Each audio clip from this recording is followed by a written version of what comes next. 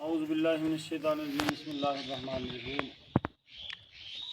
جیسا کہ آپ دیکھ رہے ہیں کہ آج 4-5 دن سے مسلسل میں ایک زد میں آیا ہوا ہوں، اور جس کی وجہ سے کافی پریشان کن حالات ہیں میرے۔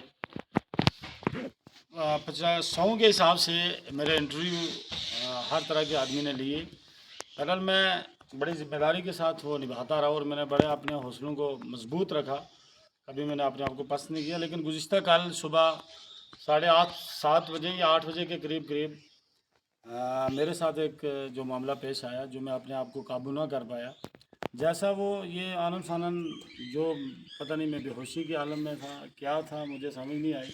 وہ یہ ایسے ہوا کہ میری والدہ رات کو کسی دوسرے مکان میں، کسی پڑوسی کے مکان میں شفٹ کی گئی تھی، کیونکہ وہ بیمار ہیں۔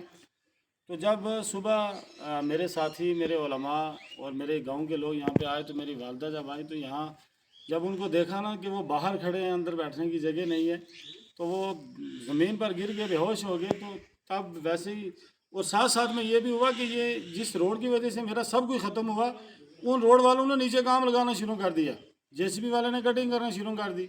اب میں نے سوچا یار، ایک طرف میرا قبرستان کی شکل میں بدل گیا ہوں، اور یہ اپنی روڈوں کے چکر میں، تو میں اتنا مطلب پریشر لائز تھا یا کیا تھا، مجھے سمجھ ہی نہیں آئی۔ میں ایک چھوٹا سا میں نے کلپ دیا، جس میں میں نے عمر صاحب کو جو باتیں کہی ہیں، میں ان باتوں کو واپس دہراتا ہوں۔ یہ اس وجہ سے کہ میں، اب جب کوئی دیکھے گا میری کنڈیشن تو پتہ چلے گا کہ کس حالات میں تھا۔ واقعتاً 3 دن ہو گئے تھے میں اس حالت میں تھا کہ جو ناقابل برداشت تھی۔ تو میں نے وہ آنن فانن جملے، مجھے برداشت سے میں باہر تھا، نہ میں قابو کر پایا۔ جب میں باتیں کرنے لگا تو مجھے نکل گئی، کیونکہ بہت میں ان کو فالو کرتا ہوں۔ کس کو؟ عمر صاحب کو۔ اور ہماری کتنی پیڑھیاں جو ہیں ان کے ساتھ ایک تعلق تھا ہمارا۔ لیکن جب یہ میرے ساتھ حادثہ ہوا تو ان کا کوئی منظر عام پہ نہیں آیا، مجھے دکھ تھا، میں نے وہ دکھ نکال دیا۔ لیکن اب میں وہ جو تلخ کلام یا ان کی شان میں میری طرح سے کوئی لفظ ایسا نکل گیا ہوگا جو ناقابل برداشت ہوگا، میں اس کی معذرت چاہتا ہوں، ان الفاظ کو میں واپس لیتا ہوں۔